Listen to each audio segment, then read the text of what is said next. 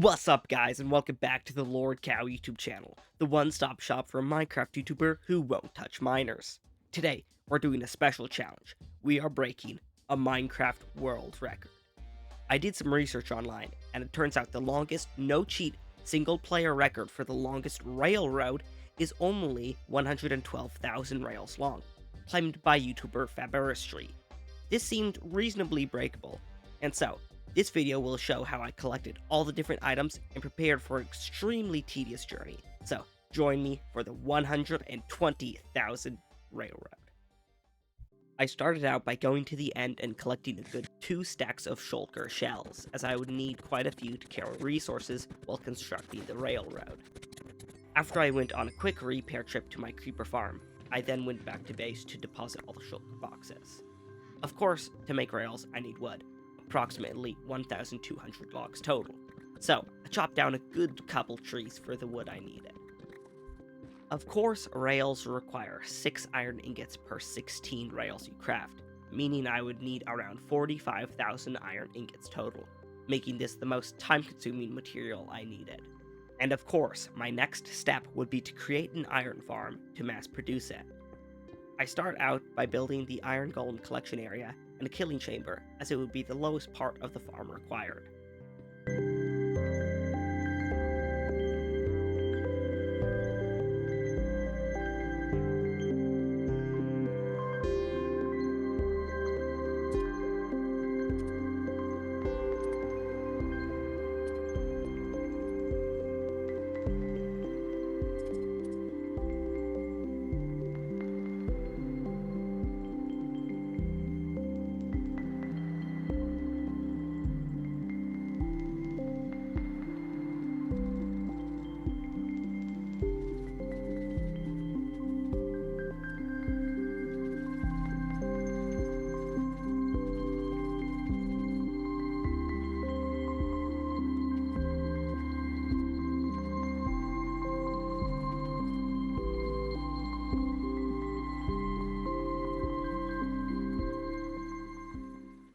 Now that the first part of the iron farm is complete, there's only 4 more parts to go. But the next section requires hundreds of slime blocks. So, I went to my gunpowder farm, waited until the bottom filled up, and then splashed a potion of oozing onto the creepers, making them spawn slimes when they were killed or took damage. Using this method, I was able to farm all the slime needed far easier than by going to a swamp and killing them manually. Now that I have the resources to build the next section, I can continue. So, I built up a couple blocks above the collection area and started the creation of the bounce area. The idea of this part is that whenever an iron golem spawns on these lines of slime blocks, it will activate a tripwire hook lifting the lines of slime up and dropping the iron golems to the lava down below.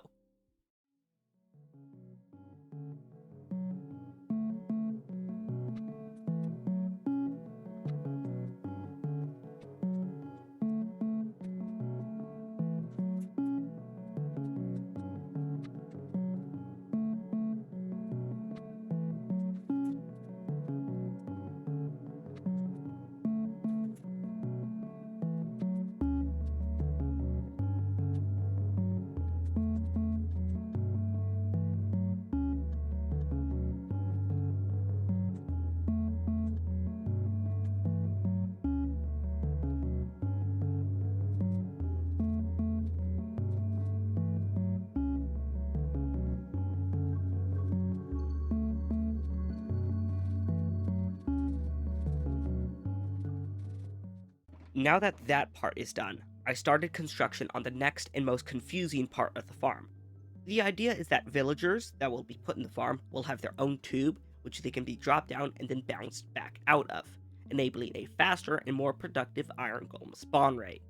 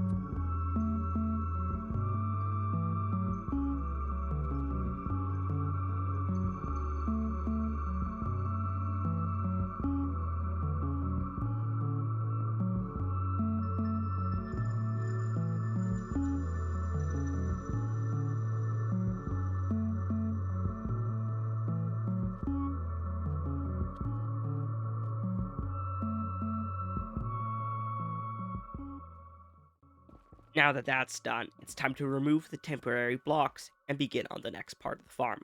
This is basically a clock which will spin around and tell which tubes to activate and which ones to turn off so that there isn't any issues with spawn rates.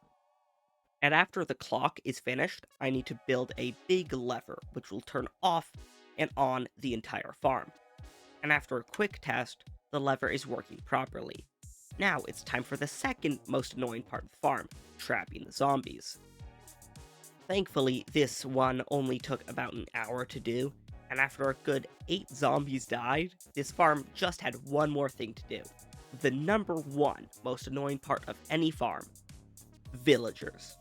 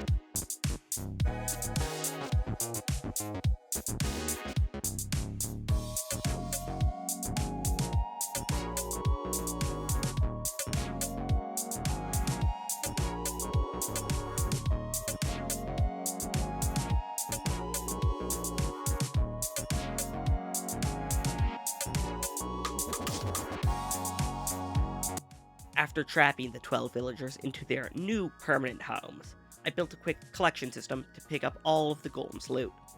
I also built a sugarcane farm off camera so I could get more paper so that I would have enough to create a couple thousand rockets. After my first full night of AFKing, I checked the farm and saw it had barely any loot. That obviously meant there was something wrong with it, so I spent an hour looking around and fixed the issue. After another night of AFKing, the chests looked far better, meaning it was now fully functional. I also filled up 3 shulkers with rockets, just in case I had to return back to my base while building the railroad because I forgot a resource or needed another item. Well, the iron farm I built was producing a decent amount of iron. It would take about a week full of AFKing to get all the iron I needed. So, I decided to build 3 smaller, more basic, but still efficient iron farms. This would about triple my efficiency, shortening AFK time down by quite a bit.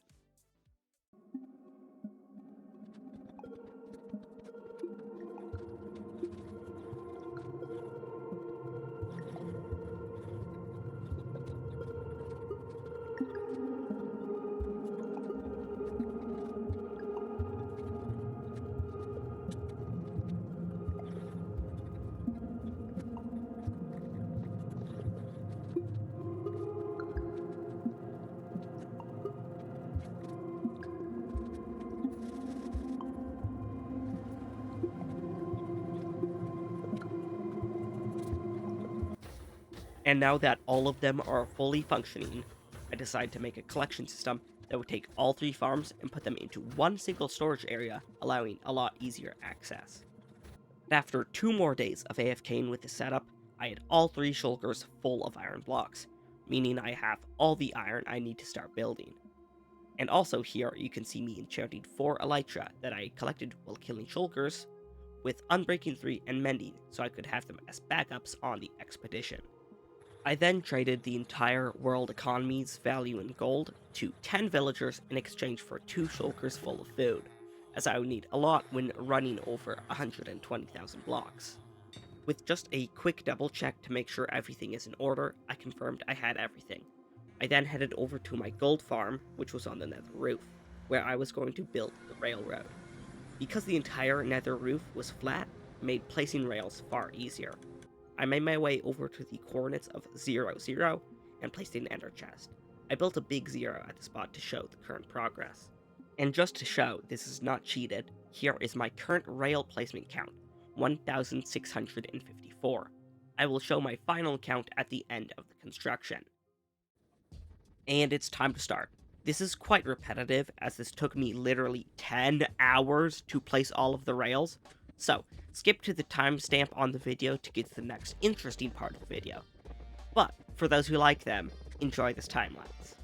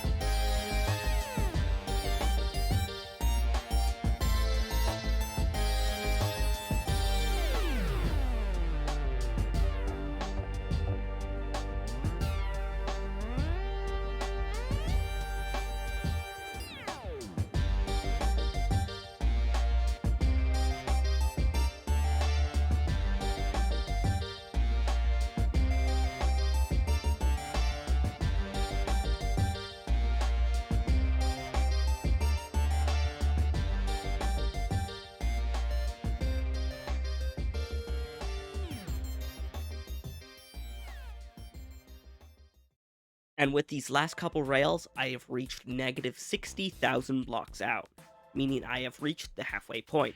I built a big 60,000 to commemorate the halfway point, and then got straight back to business. Once again, the next interesting timestamp is on the screen.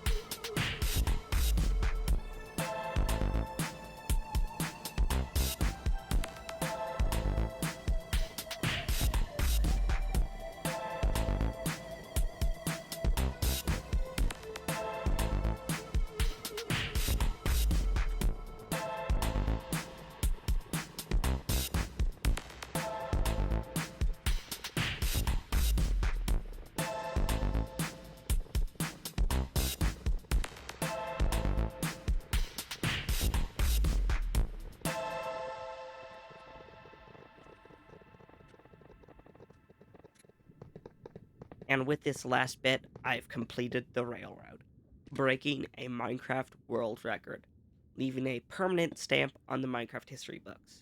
And here is my stat count after all this, just to show that I don't cheat, because I'm not a guy like that.